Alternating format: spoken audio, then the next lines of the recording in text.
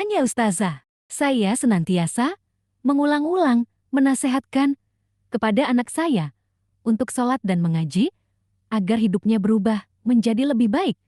Apakah nasihat saya ini tepat Ustazah? Ya, jadi kalau yang kemudian disarankan oleh Ibu tadi kepada Ananda agar sholat dan ngaji itu ya baik, dan itu baik, itu benar begitu ya. Tetapi kalau kemudian kita mau merubah amal gitu ya, merubah amal dari seseorang siapapun itu, amal itu ditentukan dan dibentuk oleh pemahaman yang dia punya, Mas Isa. Jadi sebenarnya itu memang kalau mau permanen perubahan itu mengarah kepada melakukan hanya kebaikan-kebaikan saja, meninggalkan hal yang diharamkan, maka kita harus memberikan kepada dia pembekalan yang membuat dia itu punya modal untuk bersikapnya secara mandiri, nggak karena orang lain, nggak karena disuruh, nggak karena ancaman, tapi karena dia menyadari hal tersebut, memahami hal tersebut. Itu yang akan membuatnya menjadi lebih permanen. Dan itu kuncinya adalah bagaimana kita mewujudkan pada diri anak kita tadi itu kepribadian Islam. Kepribadian Islam itu, saya ulang lagi, pasti berawal dari dia itu punya akidah Islam yang kokoh dulu. Akidah Islam yang kokoh itu loh, kesadaran bahwa dia itu hamba Allah, kesadaran bahwa dia itu hamba Allah. Hidup itu ada maksudnya, nggak bisa seenaknya, ada pertanggungjawaban, ada akhirat, ada Allah yang melihat, ada Allah yang akan menghitung dan menghisap apapun yang dia lakukan. Sehingga kemudian di situ ada halal haram yang diturunkan oleh Allah, ada rambu-rambu. Kalau itu kamu taati, kalau kamu itu ikuti, itu akan mengantarkan pada kebaikan.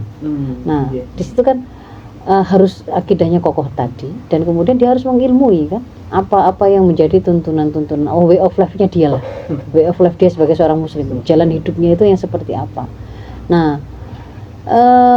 jadi ngaji itu betul, membaca Quran itu bagus, tetapi kalau kemudian dikaitkan dengan kita mau membuat anak kita tadi berubah, tidak sekedar membaca ayatnya, tetapi lebih jauh lagi dia butuh untuk mengenali apa saja isi-isi dari kalam Allah itu, apa yang diperintahkan, yang itu menjadi kewajibannya, apa yang itu dilarang oleh Allah, yang itu berarti merupakan sebuah keharaman yang harus dia tinggalkan. Nah, itu ngaji tapi memahami hukumnya gitu ya, tidak sekedar membacanya. Jadi memahami apa yang dibaca. Sarankan untuk ikut kajian-kajian. Hari ini tuh kajian-kajian untuk generasi-generasi muda itu sudah banyak ya, yang bisa memberikan gambaran bahwa Islam itu sebenarnya solusi yang mereka cari selama ini untuk menuntun dia nggak salah pergaulan, nggak salah pilih teman, nggak salah sikap saat bertemu dengan orang yang toksik, nggak salah cara berpakaian, cara bertutur, itu tuh ada semua.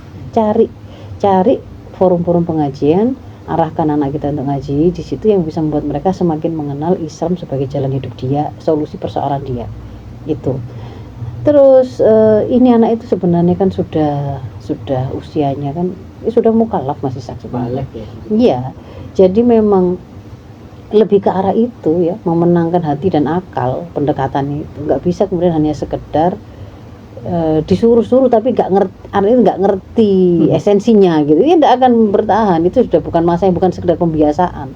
Iya, kalau anak kecil pembiasaan, waktunya sholat beber sajadah gitu ya, dia meskipun hanya habis takbiratul ihram terus lari-lari, namanya pembiasaan, nggak masalah. Tapi kalau sudah begini ini dia nggak sholat, itu cara ngeruntutnya itu supaya dia tuh sholat ya adalah dia tuh memahami sholat itu gimana sih gitu loh. Dia ngerti nggak siapa yang nyuruh sholat itu? Apakah ibunya, ataukah ini tadi buliknya atau budenya, ataukah Allah? Allah itu siapa? Ini kan berarti kan istilah kita tadi sama sakofa tadi gitu, Mas Isak ya. Itu